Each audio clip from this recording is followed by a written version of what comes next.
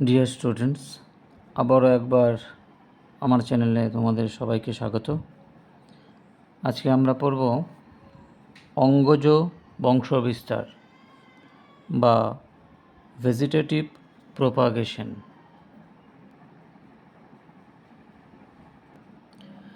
তাহলে অঙ্গজ বংশবিস্তার কাকে বলে একবার সংজ্ঞাটা দেখে নিই।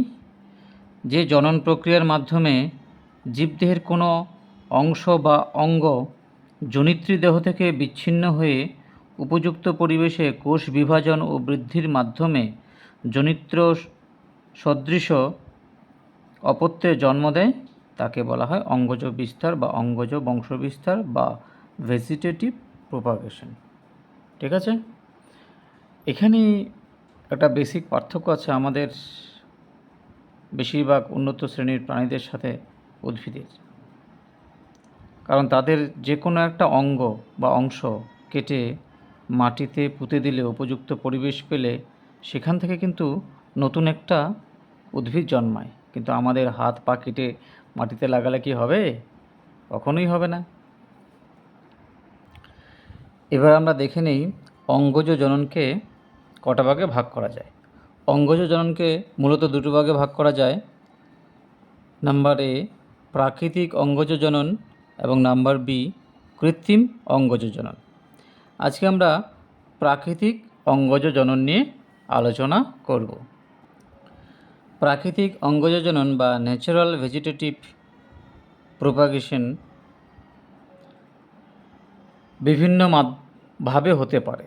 যেমন প্রথমে মূলের সাহায্যে।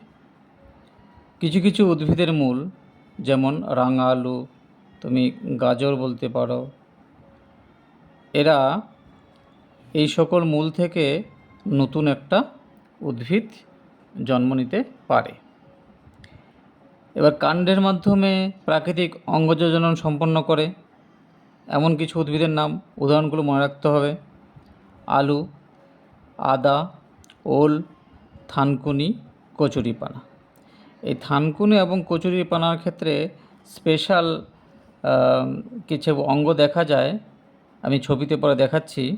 এদেরকে বলা হয় ধাবক বা রানার। উদাহরণগুলো বলে নিই একবার। নাম্বার 3, পাতার মাধ্যমে।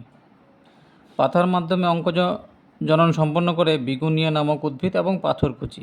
এটা আমরা জানি, এটা খুব পরিচিত একটা উদ্ভিদ। এই পাথরকুচির পাতা মাটিতে পড়লে বা মাটি চাপা দিয়ে রাখলে তার চারপাশ থেকে অসংখ্য ছোট ছোট পাথরকুচি গাছ জন্মায়, যেগুলো থেকে পরবর্তীতে নতুন পৃথক পৃথক উদ্ভিদ জন্মাতে পারে। এই যে এখানে দেখো, প্রথম এটা মিষ্টি আলুর একটা রসালো মূল। এই মূলের মধ্যে স্থানিক মূল থাকে। এই প্রত্যেকটা স্থানিক মূল থেকে একটা নতুন মিষ্টি আলু বা রাঙা আলু উদ্ভিদ জন্মাতে পারে। তারপর যেটা বলছিলাম, এটা একটা কচুরিপানার ছবি।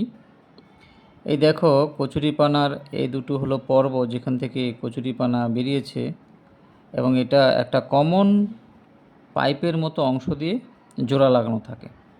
একে বলছে খর্বধাবক। খর্বধাবক কেন? কারণ এর দূরত্বটা খুব ছোট হয়। তার মানে এটা হলো একটা কচুরিপানা।